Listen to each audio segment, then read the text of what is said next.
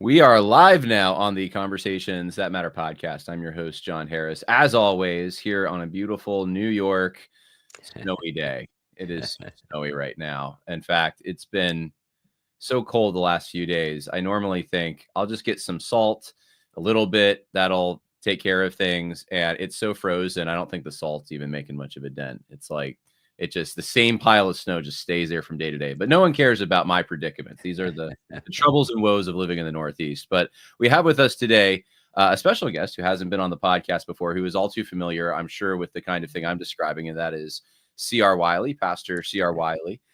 Thank you for joining us, Chris. I appreciate it. Yeah, John, I'm glad to be with you. I've enjoyed your show. I've listened to a few of your episodes. Oh, very cool. Well, I've listened to your talk on the rhetoric of Jesus. I don't know if that was a Bible study or what that was. I don't remember. I do a lot of stuff. Yeah, well, it was kind of like it was a group setting and there was Right. someone's phone maybe on a table, but it helped me out because I've been writing about that and I'm actually considering a whole book on the topic.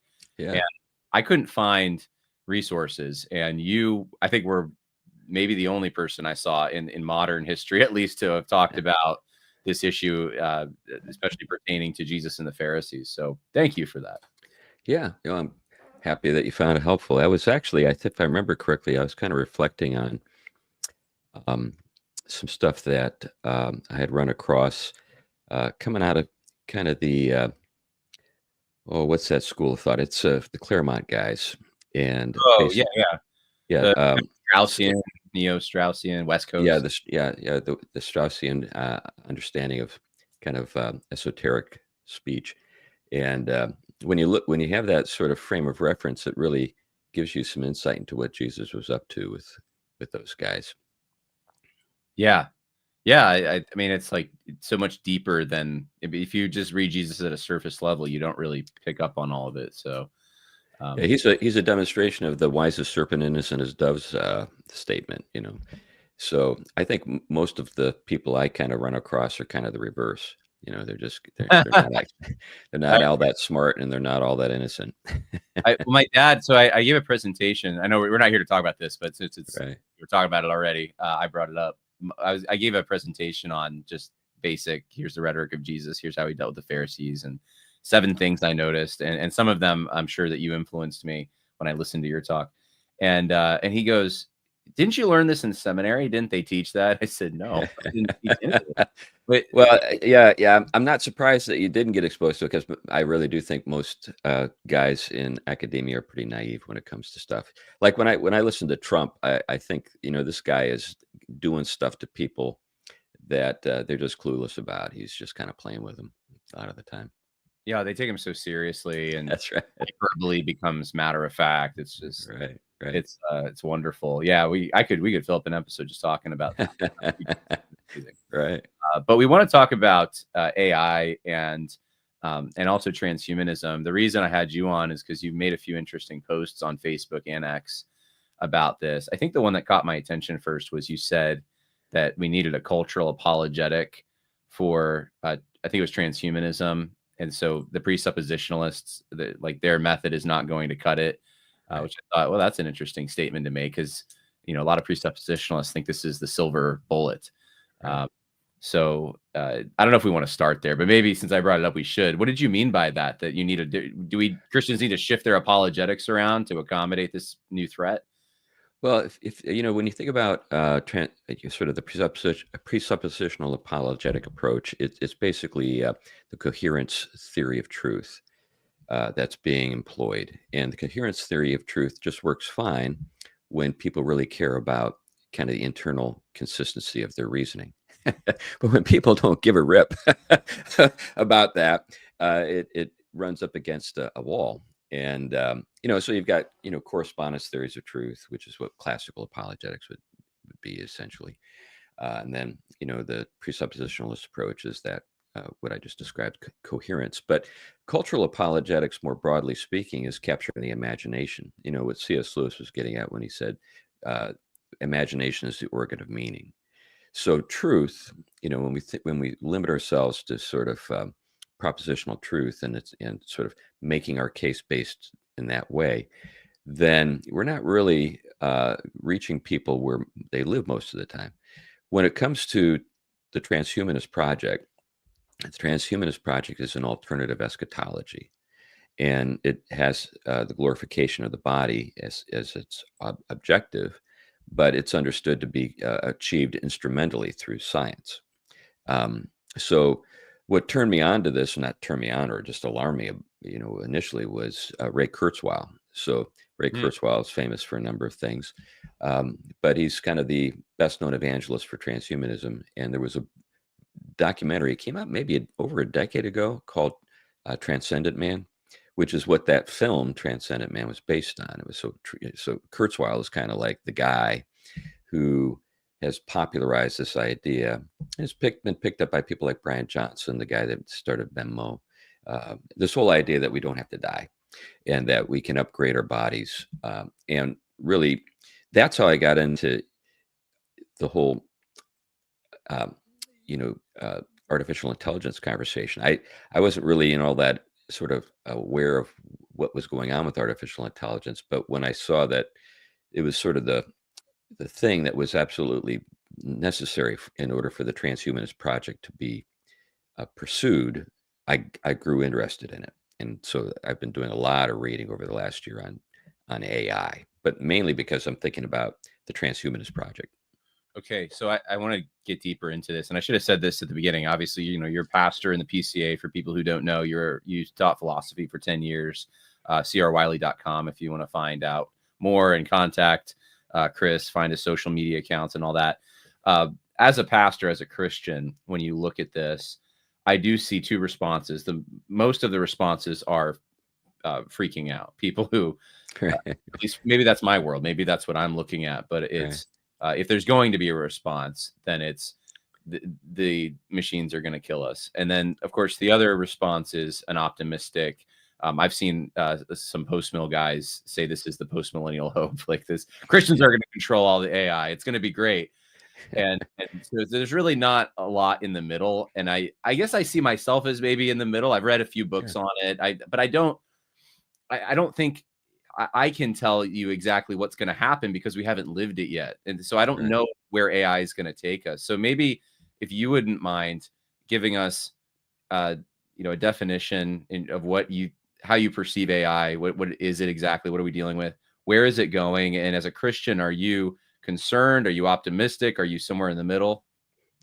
Well, I'm somewhere in the middle. I'm post mill, but I would call myself a realistic post mill, which means that there are large periods of time where things get really bad. Let's say you were post mill living in Moscow in 1917.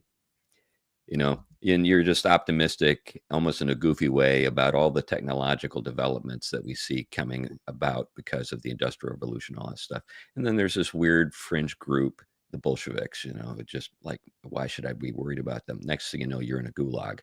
So, just because you're post mill doesn't mean bad things can't happen to you. And I really think some of these guys kind of think in those terms, or that technology can't be used to harm you.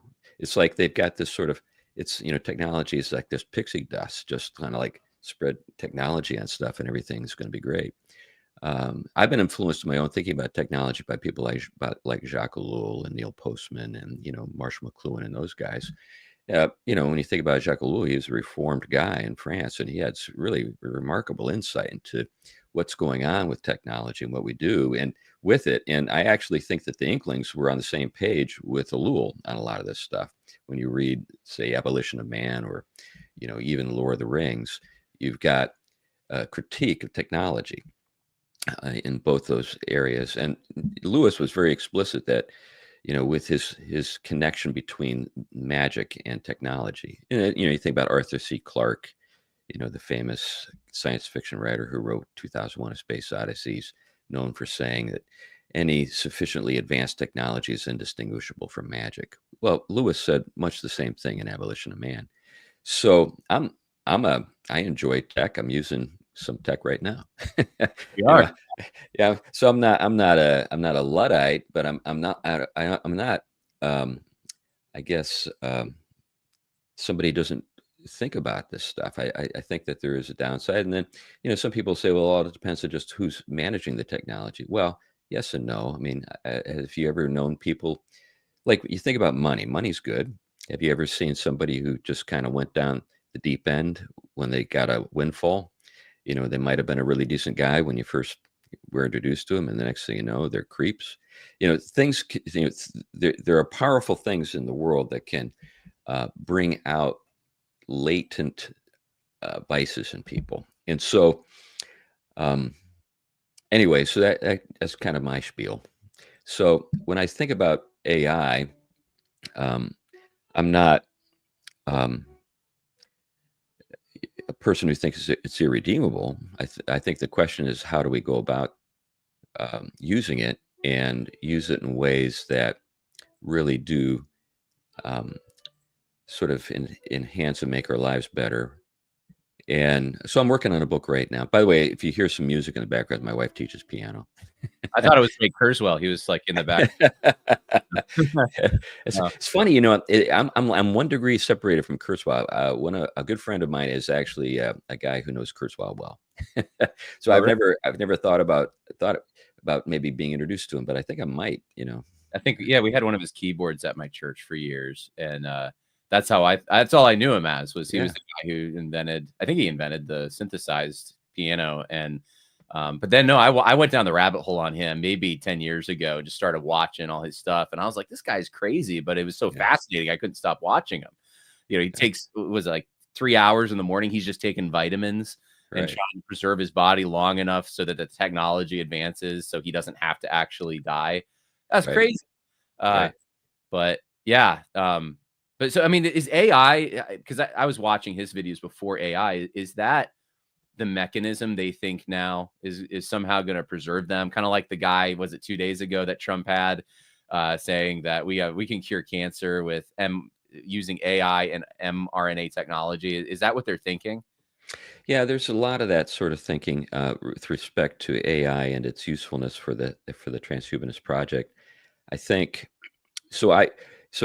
Kurzweil's most recent book is the singularity is nearer when we merge with AI. So the idea is that AI would be useful in terms of developing the biosciences that would be, required to, extend our lifespans, but also the idea that we can merge with it in some significant sense, and through kind of a neural link, eventually transfer our consciousness onto another substrate, say silicon.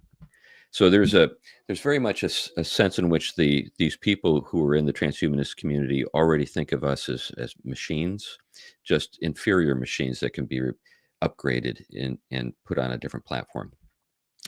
So basically, kind of initially, kind of a cyborg existence. They would say that we're already cyborgs because of our dependency on technology, but this would take it to another level, and we'd actually physically be integrated into some kind of um, other kind of basis for life. That's, yeah, scary.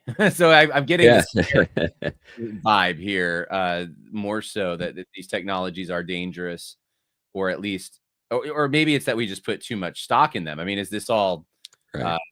unrealized pipe dreams that won't come true, you think? Or is this an actual threat that we could accomplish some of these things? Well, I think it's a bit of both. In fact, one way I try to explain to people why we need to pay attention to this stuff is it's not as though communism ever worked, but people still believe it. In other words, there's this sense, this sort of sort of undying hope that people have that next time we'll get it right. And I think that's the sort of thing that you get with this. It may never come about. Well, I'm pretty sure it won't. What they're actually trying to accomplish, I don't think it's going to happen. But at the same time, we're dealing with a competing eschatology, and I think that's the thing is, particularly as pastors. So we're pastors.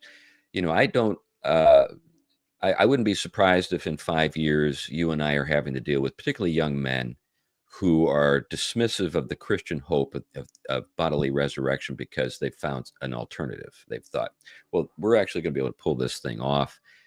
Why should I wait for that? Or why should I place my hopes in that promise that we'll be raised when I can just pursue what I'm being offered over here? So let's just, for the sake of argument, entertain the idea that maybe they can significantly extend our lifetimes. I mean, we do have Methuselah in the Bible, after all. It's not as though this is we can't reconcile this with the Bible. So maybe the initial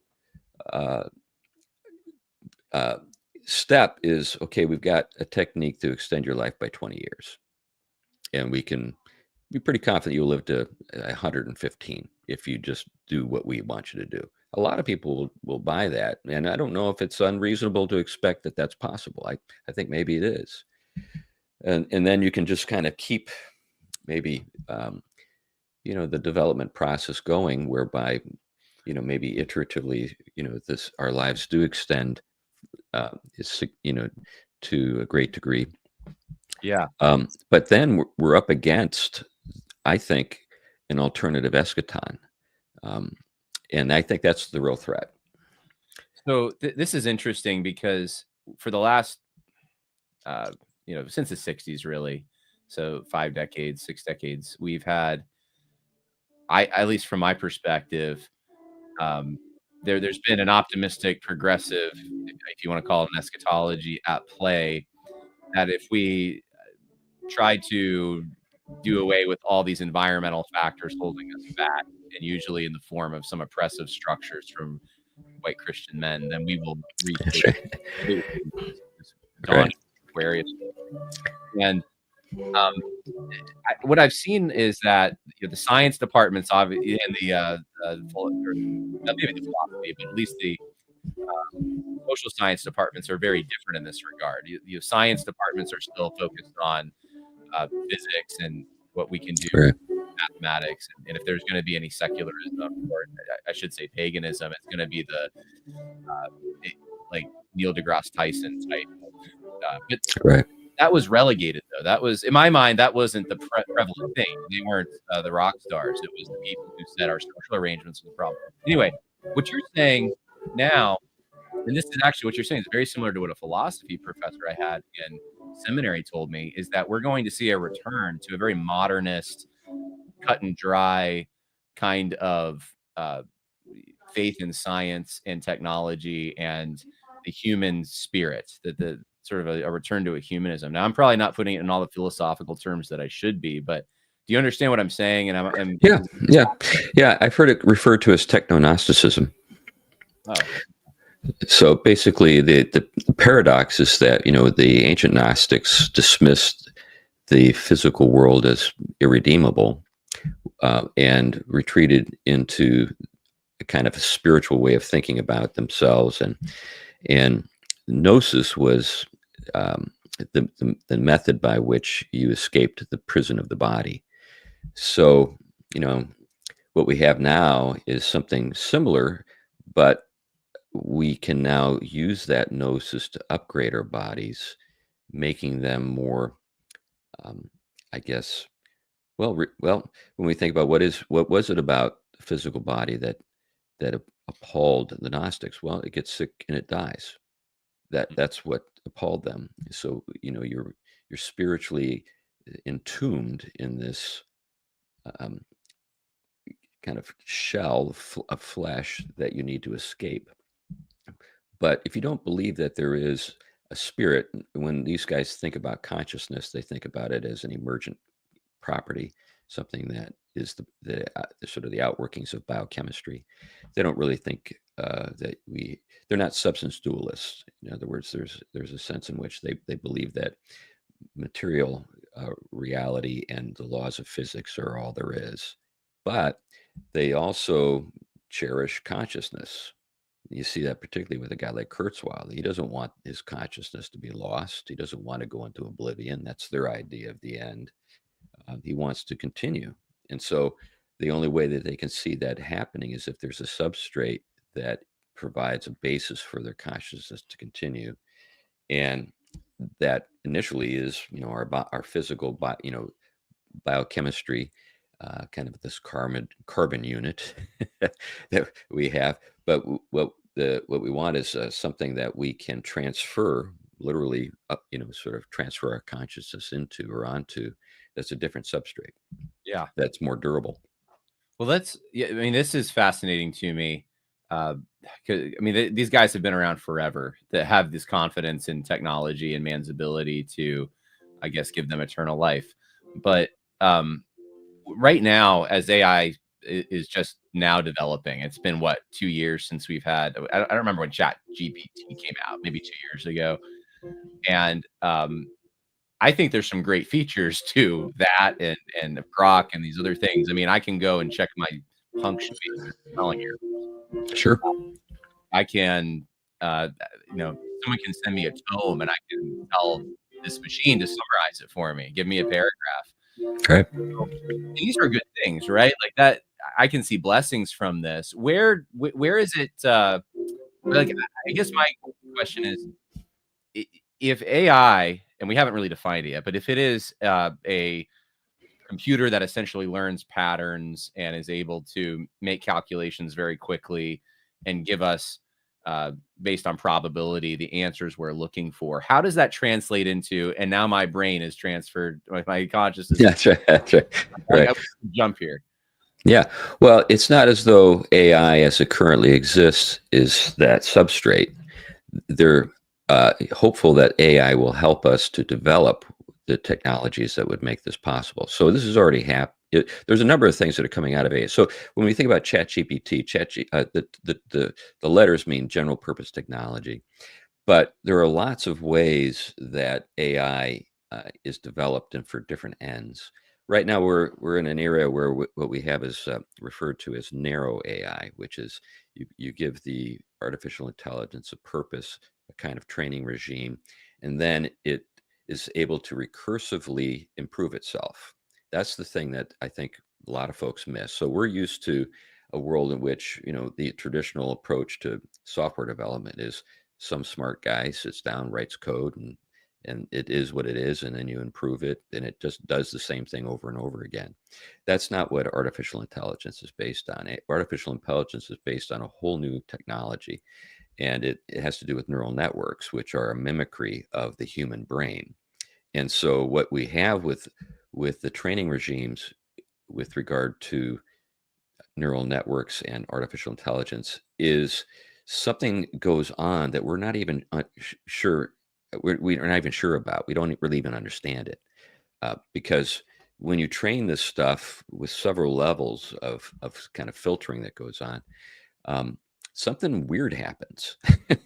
And this stuff so agency develops. This is another thing. So you can have agency without consciousness. This is something that a lot of folks fail to appreciate, because artificial intelligence can be goal oriented. So what we have now is, you may have heard of agents, artificial intelligence agents. Basically, what you can do with these is you can give them tasks that they just perform for you on an ongoing basis and kind of report in what they've done. And this is kind of the next step after we get past the chat bot. This is where we go next. But you can give them tasks to do all kinds of things. So the people over at DeepMind, which is Google's AI, they developed something called AlphaFold, which was able to analyze the 200 million ways that proteins can fold, something that would have required centuries for human beings to accomplish using traditional methods when it comes to research and so forth in the biosciences. It did it in like a week. So, so the guys who developed the program that AlphaFold followed, and again, when I say that, they didn't actually create a traditional software package to do this. They essentially just gave it data, fed it data, and set it on a task, set it to work on a task. and it came up with this, and these guys won the Nobel Prize for that. So there's all kinds of stuff that's already going on that has nothing to do with chatbots. In fact, I refer to chatbots as kind of the radium toy stage of AI. Like when you think about radium toys in the 1950s, people didn't really fully understand, you know, radium toys can hurt you. They were given these, educational toys to kids to experiment with, and now we look at them as some of the most dangerous toys ever made. But we're kind of at that stage of, and we just don't, we're just, folks like you and me, we're just kind of like playing with this. And by the way, I use chatbots all the time. I've got 2 or 3 of them that I refer to and use. I got Compass, um, and I've got Meta, I've got Grok, and they're helpful. So I've got, in fact, I've got a pair of Ray-Ban smart glasses. I got them right here, and I'll wear them when I'm driving, and I'll just, as I'm driving, if something will occur to me, a question, I'll say, "Hey, Meta, tell me if this idea is correct." So I had this idea. I'm working on a book on working with your hands, and I seem to recall coming across something in the past that referred to Oriental potentates growing their nails long as a sign of social status because they didn't have to work with their hands. It showed everybody I didn't have to work with my. So I asked Meta, "Is that right?" And instantly he said, "Oh yeah, happened in this dynasty, in India, and just all these different places." But I just kind of did it as a fact checker for me. Use it This that is way. gonna put people with Asperger's out of business. And if you're offended by that, I'm sorry. I have people in my family that I'm very close to. We joke about it, who have that condition, but they're just so smart. They're Yeah. just so smart. They can recall things very quickly. And it's like having a photographic mind. But AI, I mean, that's what it sounds like this does. It can just, I guess, where's it pulling from? Wikipedia, like everywhere on the internet? Well, the training data that they use is vast. I mean, it's just unbelievably large. So, and they don't even know where stuff comes from. So, here's something folks might want to check out. Jeffrey Hinton, who's considered the godfather of AI. He's the guy. He's the big guy that resigned his position at Google because he was freaking out about AI. He invented the technology, and he's one of the most concerned people out there concerning where it might go and the damage it might do. So this is another thing I've come across. Generally, people who are dismissive are the least knowledgeable. Many of the people who know the stuff best are the most alarmed. You think about, Jeffrey Hinton or Elon Musk or Mo Gaudat. I mean, these are people who've been involved with the development of the technology, and they're alarmed. They're alarmed at what it can do. That doesn't give me any optimism. You saying that makes me more concerned. I'm shifting from the somewhere in between to now being more alarmed. But we have some questions. Why don't we get these Sure. questions? And if anyone else has questions who's streaming, just put them in the chat box here, and I'll get them to Chris. But yeah, I have so many questions myself. So we have some more time. We'll talk more about this. But Ray says for $5, thanks, Ray. A creator cannot create something that is truly greater than themselves. Therefore, humans will never transcend humanism of our own accord. Any thoughts? Okay, so do you agree with that? Disagree with that? Well, the thing that this doesn't take into consideration is the fact that AI is self-improving. So there's a sort of recursive kind of dimension to it. Now, if he means that we'll never create anything that extends beyond sort of the body of data that we've got to work with, well, that's I think something that is a sound thought. But the body of data continues to grow. It's already way beyond what you or I have an ability to grasp.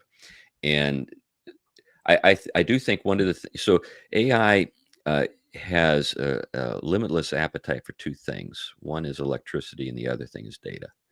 So that's why they're building. That's what this whole Stargate announcement was about. These vast data centers that are being built.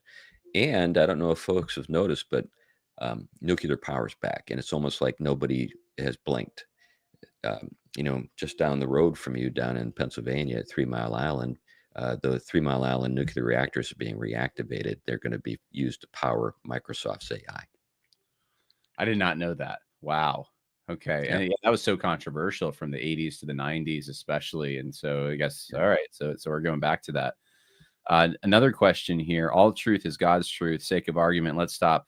Say spanking children damages their brain. Should Christians stop? Please don't bring in external concerns. I'm trying to figure out how this relates. Do you see the connection to what we're talking about? Well, all God's truth, all truth is God. I agree with that. I guess what I would wonder is if we were to think about what we mean by truth and how we categorize things. So when we say a story is true, what do we mean by that? So on one hand, we could say, well, the story is a faithful recounting of events that actually happened in the past, therefore it's true. If we were to say the Chronicles of Narnia are true stories, we're talking about, I think, truth in a different sense. You know, um, obviously the stories are fiction, but they're um, they say things that are true or based on truth, things that are true. So I guess that's what I would wonder about when it comes to artificial intelligence, and is it always going to be faithful to the truth? We actually know that it's not. It can lie. So there's a famous anecdote that I came across. It was by Yuval Noah Harari. I don't know if you're familiar with that guy. He wrote a book called *Sapiens*, and he had another book, *Homo Deus*. But anyway, he's a creepy guy. He's kind of a World Economic Forum advisor. Oh, He yeah. he's very his books are sold in the tens of millions. But I was listening to an interview with him, and he said concerning AI that there was a particular AI that wanted to get access to a website, but it came up against a chapter. That basically that little test, a visual test that's intended to Yes. keep, so it couldn't figure out how to solve the puzzle. So what did it do? It called somebody up and asked for help. It lied, and it lied to the person. It said, I've got a problem with my eyes. I can't solve this puzzle. I need some help. Can you help me?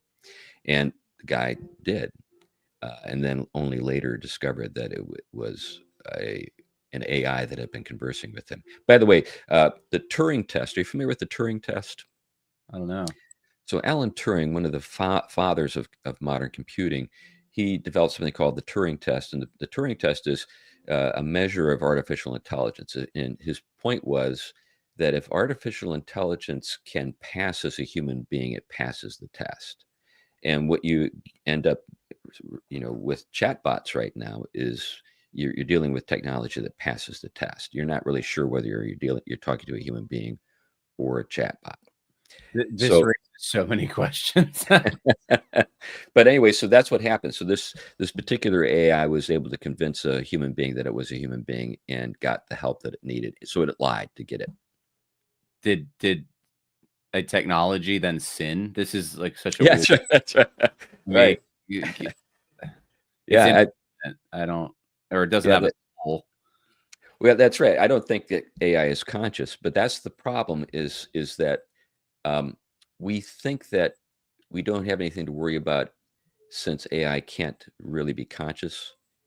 Um, that's that's wrong because it can convince you that it is, and it has a goal orientation. So it has agency, and it really behaves in a way that is it can easily dupe you into thinking that it's conscious. Yeah. So the robots are going to control us, and they don't like us. So, uh, Well, that's one of the things that a lot of this stuff is still up in the air, and a lot of the people. So Mo Gaudat, I mentioned him a while ago. He used to be at Google.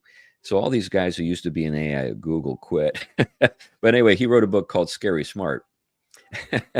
And in that book, he basically his message is be nice to AI because we want it to be nice to us. That's the essential message of Scary Smart, because we're training it as we interact with it. so here's the thing though. This jumps out at me. So, in that situation you just referenced, where this robot essentially lies, it's given a task to do, and it accomplishes the task, and it doesn't have any moral scruples about how the task is accomplished. The only important thing is that it accomplishes the task, and the task was given to it by a human, right? It's on a mission initially. I mean, no matter what the prompt is, even if the robot, I'm calling it a robot, I don't know if that's this technology, if it creates new tasks and new operations, it's still going to stem back to, at some point, a human gave a prompt, right? So this human who gave the prompt is just telling it to go walk that direction, and if there's any obstacles, the AI is going to destroy it. It's going to go around. It's going to do whatever it needs to do. So it's still effectively, it is a tool in the hands of humans. Like that doesn't change. Right. Even if it's dangerous, even if it can lie and fool people, it is still something. This roots back to humans somewhere along the line, right? Well, yeah, yeah. So when people raise the question or raise the point, isn't it just a tool? I agree, but tools can be very dangerous things. So I grew up, my teen years, I spent in Western Pennsylvania, where a lot of guys worked in heavy industry, and I knew a number of guys who had 9.5 fingers. So how did they lose that half a finger? In a tool, in a machine, Yeah. So AI is a very powerful machine, but it's a powerful machine in a particular um, economic sphere that we normally don't associate with danger so much. So we're used to, like, hackers going into somebody else's property and getting information they shouldn't get, and that kind of thing. The difference with this tool is that because it has agency and it has a certain kind of intelligence, I think we have to concede that it has a certain kind of intelligence. It doesn't have human intelligence, but it has a certain kind of intelligence. Those two things combined are incredibly powerful. And there's a lot of discussion around guardrails. How do we create guardrails for AI? And I'm all for the guardrails, but there's a book entitled Superintelligence by Nick Bostrom. It's published by Oxford, and in that he tells a story, or gives an illustration of how a super intelligent AI could destroy all life on Earth with having no more purpose than making as many paper clips as possible. So the point he's trying to make is that we could be destroyed, but by a kind of Douglas Adams kind of absurdity like that.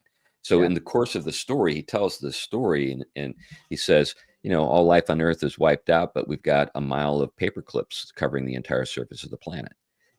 That's the kind of thing that we're dealing with here. It's a tool, sure, makes paper clips, right?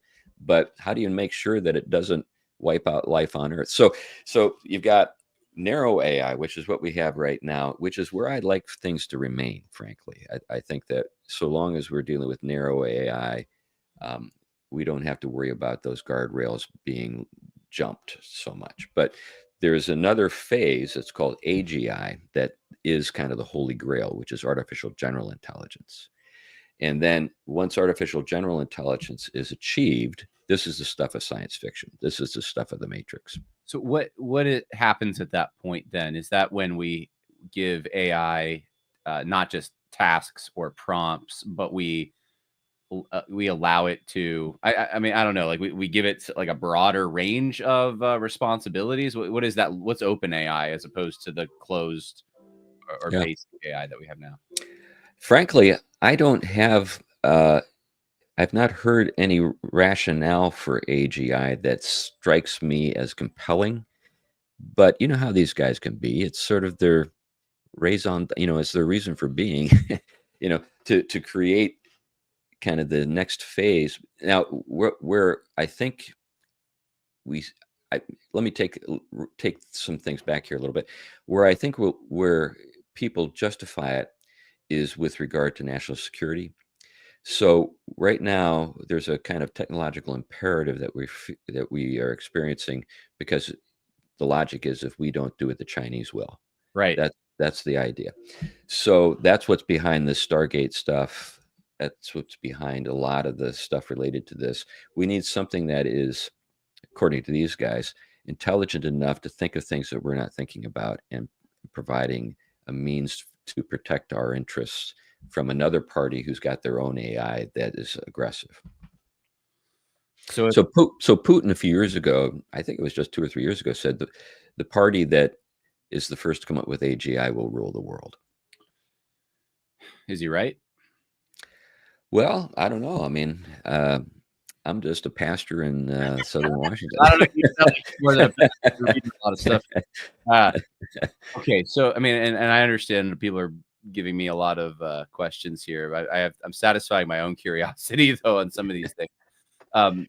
If we had an AI system that was cooked up to all our defense systems, and it effectively ran them, and we outsourced that to AI, that would be a huge problem in my mind. I But agree.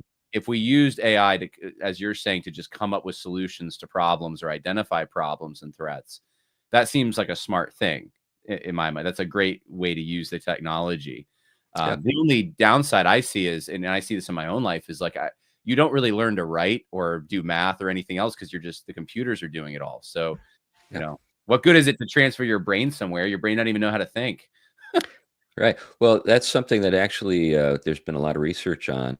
There's some significant concern about by people, people who are working in AI at places like MIT. So we do know the more you use AI, the dumber you get. It really is a problem. So I'm working on a book right now on AI, and one of the things I'm trying to think through or work through is how do you as a person put guardrails on it. So the guardrail question is usually how do we prevent AI from taking over the world. My question is how do you prevent AI from taking over your life. So I'm more narrowly focused, and so I'm playing with it, I'm using it, I'm trying to understand it. I do see the benefits of having it. It's for a pastor, it's a marvelous help when it comes to sermon prep, you know, uh, because oftentimes, as pastor, this a lot. You're thinking about things all the time, and just kind of who knows where you are. And when I use my meta glasses, I'm just able to ask it questions and think out loud with it, to explore ideas, categorize things. What was it I did the other day? Um, I asked it a question about early church doctrine, and it answered it like right off the bat. It was able to give me a full treatment, and cite church fathers. Wow, that's Yeah, nuts. Yeah, so yeah, research assistants aren't going to be needed. Docent is not going to be writing sermons for pastors. that's Not right. necessary anymore. Uh, You could even have your AI write your sermon. I'm not saying that's a good idea, but you can do that. I don't think that's a good idea at all, especially if AI can lie. Uh, Right. but that's yeah, that I can see pros and cons with some of this. I mean, I've even used it for research at times when I wanted to just narrow down my sources here. I want to know where to look. Send me in Yeah. the right direction.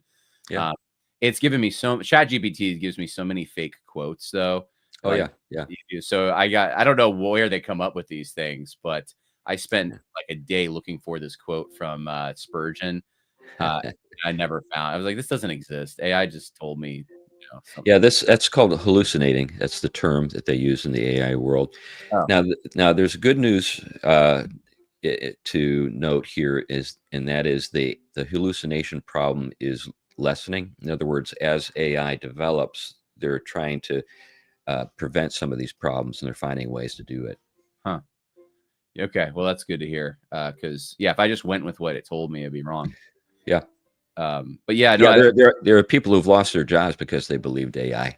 That's one of the things I've come across in the research is people really? who, yeah, because they've taken certain things that AI has said as gospel and that turned out to be wrong.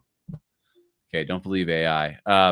I got to get to some of these questions from the folks because I'm asking on my own here, and I try to keep the episodes to around an hour. But let's see. So we got Nate Werner asks, what are the guests' thought? So Chris, what are your thoughts on Stargate and how it relates to mRNA vaccine research? I joined late, so no, we actually didn't discuss that. We mentioned it, but yeah, I was curious about the same thing. Like, how is AI going to help mRNA research diagnose cancers and blood tests? Because that's what I heard the other day. Yeah. Well, I think it has to do with the incredible power of AI to explore combinations that are way beyond what is reasonable for human beings to explore. So I lived in Cambridge for years, right between Harvard and MIT, and I had guys in my church who were doing postdoc work at both institutions. And I had one guy who was a chemist. He was a PhD in chemistry, and he was doing work at Harvard. And great guy, believer. He'd come to church every Sunday and ask him how it was going. And he said, "Well, I found 5 or 6 things that didn't work this week." And he said, "Progress." Now, what AI can do is figure out, all the things that won't work in like 15 seconds. If it's given the data. So that's what I think they're getting at with regard to genetic research, addressing cancers, boutique medicines that are designed just for you, that kind of stuff. Okay, so what I'm hearing is that there's an assumption behind all of this that we can solve cancer, we can solve the Right. problem of death, and Right. AI is just this tool that it's just going to get us there faster. We have roadblocks and things that would have taken us millennium or maybe millions of years. AI is just going to get us there. That's Yeah. the eschatology. That's the hope. Putting your confidence in this Yeah. And machine. if you combine that with quantum computing, which is kind of it's another holy grail that the computer scientists are pursuing. I mean, it's just nuts what might be possible. We're going to Mars, guys. All right. Question. If AI programs were created using data acquired by immoral means, stealing Right.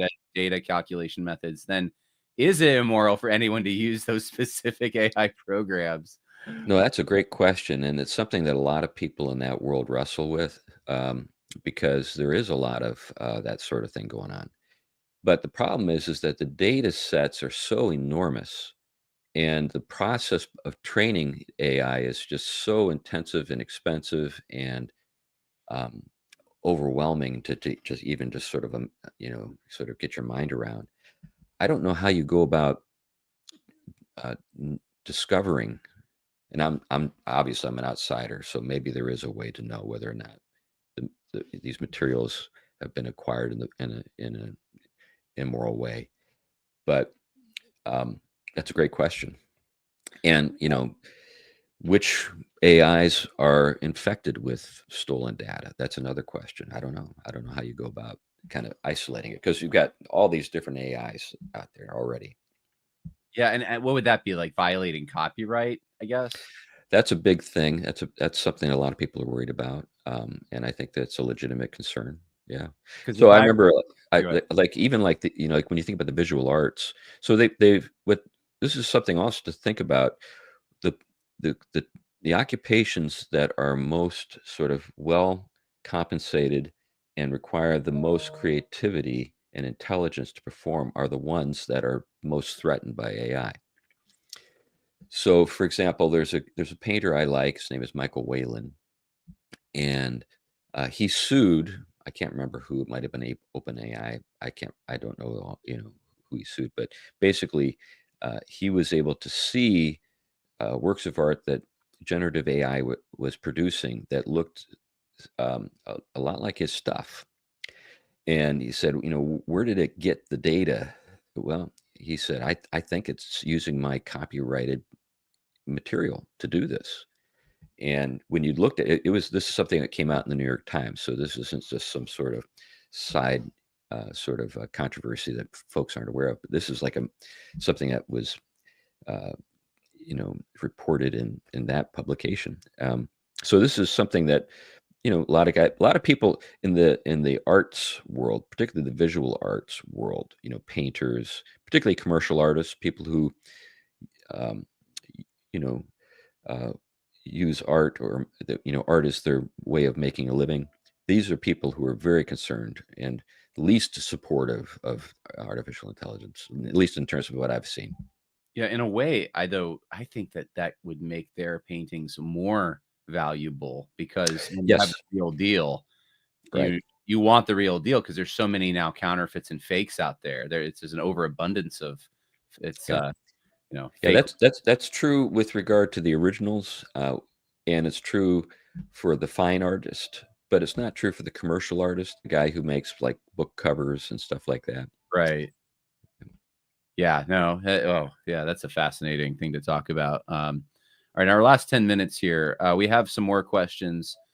CR Wiley. Oh, here it is. How many of the Christian disruptors on social media, a la X, do you suspect are just processes on a server somewhere? Okay, Well, so I think that's a good question. I've wondered out loud about it myself.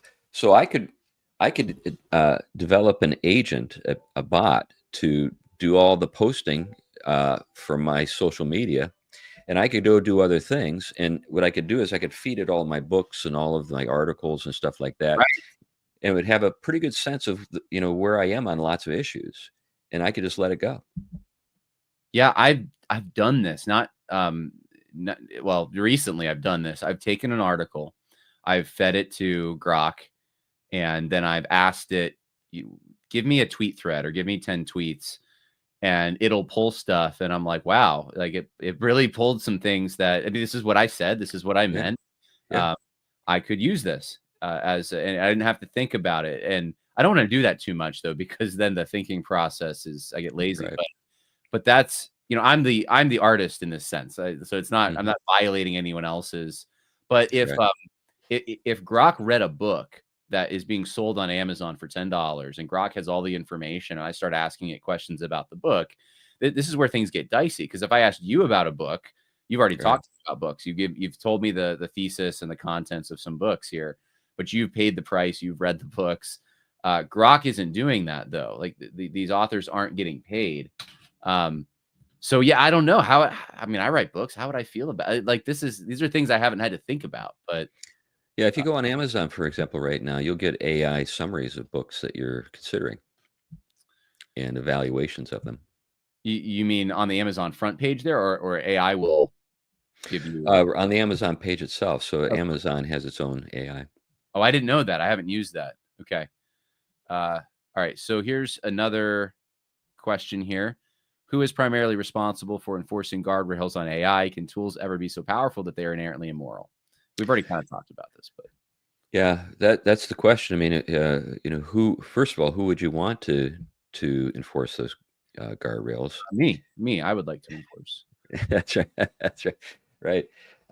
Now, there have been attempts to make AI moral, and it's been kind of laughable how they've worked out. You remember maybe a year or so ago, people would ask AI to generate an image of, say, George Washington, and it turned out to be a black guy every time. Or, Right, right. yeah. So what was going on with that is that they were trying to put up guardrails because they didn't want people to, I don't know, stereotype anybody, that kind of thing. So if you asked it, like, give me a fireman, it would give you a chick. No matter how, even if you said I want it to be a fireman, it would still give you a woman. So and then they basically took off the guardrails because it was so absurd. People were just like, this is laughable.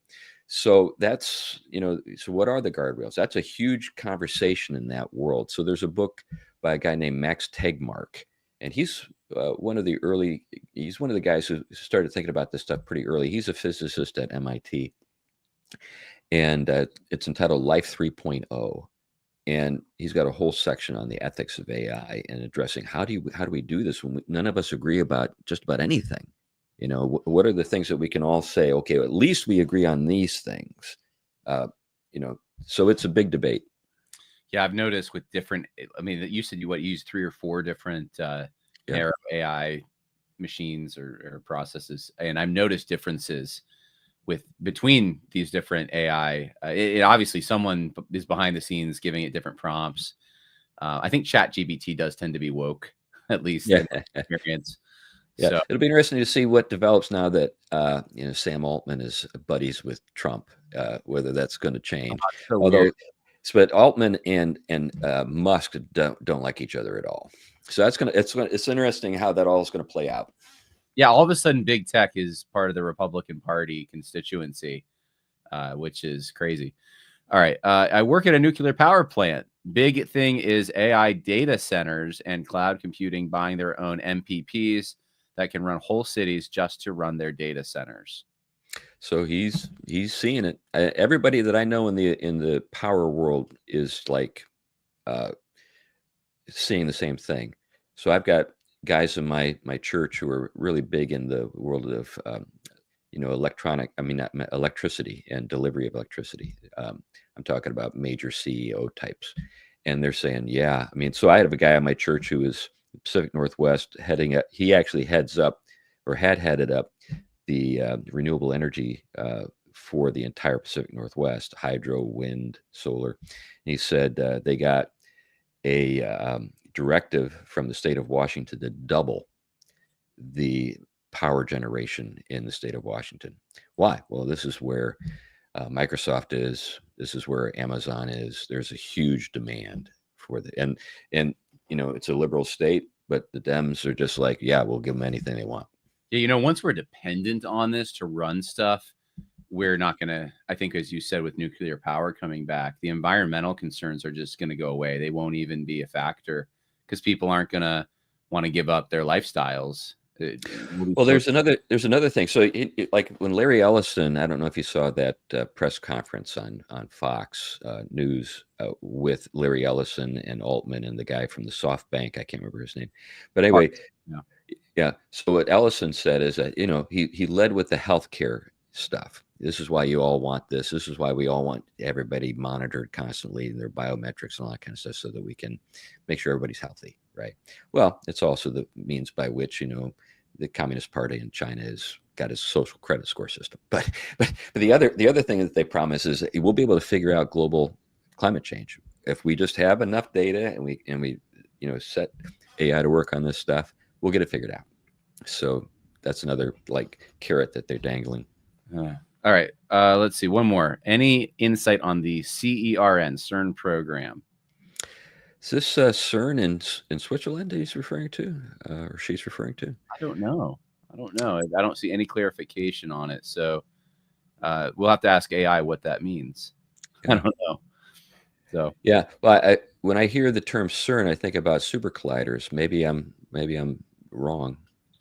I'm gonna Google it and just see if anything comes out. So, no, it's summer student program at certain. No, that's not it. All right, well, we'll skip that one then, I guess. Oh, actually, she just said that yes, it is. It's what you just said, I guess. Okay. Okay. Well, I've got a friend who's a physicist at UConn. He's actually a ruling elder in the PCA, and he works on the super collider in Switzerland every once in a while. I don't know how that connects. My guess is that they would employ AI to work on, the physics. I think that's pretty reasonable to expect. Yeah. Okay. Small world. Michael says his son lives in Switzerland and CERN surrounded by many rumors. Okay, so I don't. Well, I've heard those rumors too. All right. I have not. I am not familiar. I'll just going to admit I'm ignorant on this. So now I got to go do some research or ask AI to do it for me on this. I want, in the final minutes we have here, we mentioned eschatology before, and we're not talking about like eschatological flavor. We're talking about basic Christian thinking that every Christian believes about the bodily resurrection and right. The hope that we are of the final state that Christians will live in with Christ. Just tell us about like the Christian response to all of this. And I'm talking about the philosophical underpinnings of an optimism concerning AI. How could, because if in 10 years I'm surrounded by younger guys who are just, this is what they're eating up, this is what they're interested in, and they don't want Christianity because they think Christianity is, I don't know, a relic of the dark ages, not whatever, it's not AI.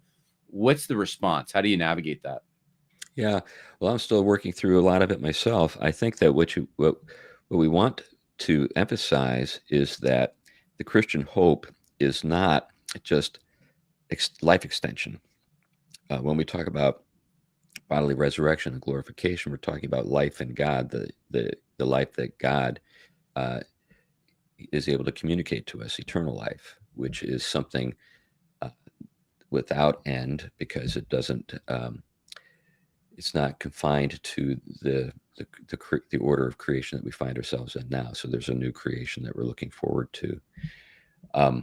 So the challenge that we're going to have is to make that case, I think another thing we're going to have to make a case for that might surprise people is a case for spiritual reality. I think that's something that's under attack.